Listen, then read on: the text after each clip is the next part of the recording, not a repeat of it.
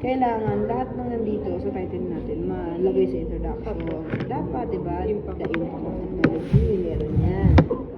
Tapos, ano yung integration na sinasabi? What is integration? Diba? Define, you need to discuss. Discuss nyo po yan. Ito din, kailangan ma-discuss. Ito. O, paano mo ginawa? Sige. Ano naman? So, pinita ko yung ano. Ano Yung yung sa title ng parang nilagyan ko ng ano yun?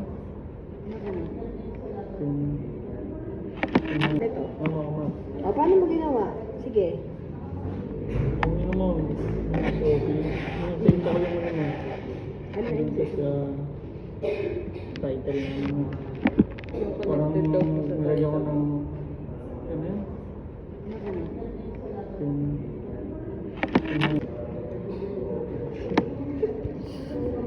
Kaya katatanong ko saan nanggaling yun eh. Dapat tinanong mo siya kung paano niya ginawa. Ano yung dati nating title? Ito po siya. Parang klase ng negative. Parang advanced. Kasi dito nawala yung ano. Nawala yung demographic. Pero dito meron. Demographic profile of the respondents. Pero wala tayo niyan. Hindi yan lumabas dyan. Di ba hindi na kayo natanggap ng demographic? Kasi pwede tayo maglagay. Depende yon. Pumasok nga po yung sa may SOP man. Di ba, babaguhin po namin. Kasi pinalog po namin sa SOP man. Yung mga confirmation, satisfaction.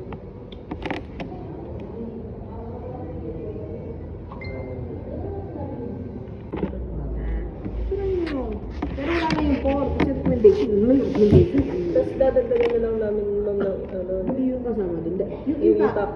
impact of technology integration sa restaurant. Oo. Pwede hindi ka rin.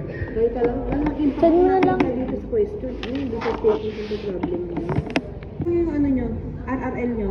May mga nakikita ko ditong mga pasok sa banga doon sa discussion natin eh. Kaya lang, gusto ko munang malaman kung talaga bang naiintindihan nyo. Hindi pwede, lagay lang tayo ng lagay. Tapos, hindi nyo pala naiintindihan. Okay? Gawa. Ano ba yun? Ayan.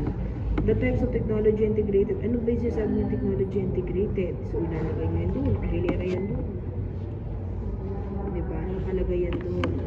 What are the types of technology? O, ayan, na meron doon sa kanilang restaurant.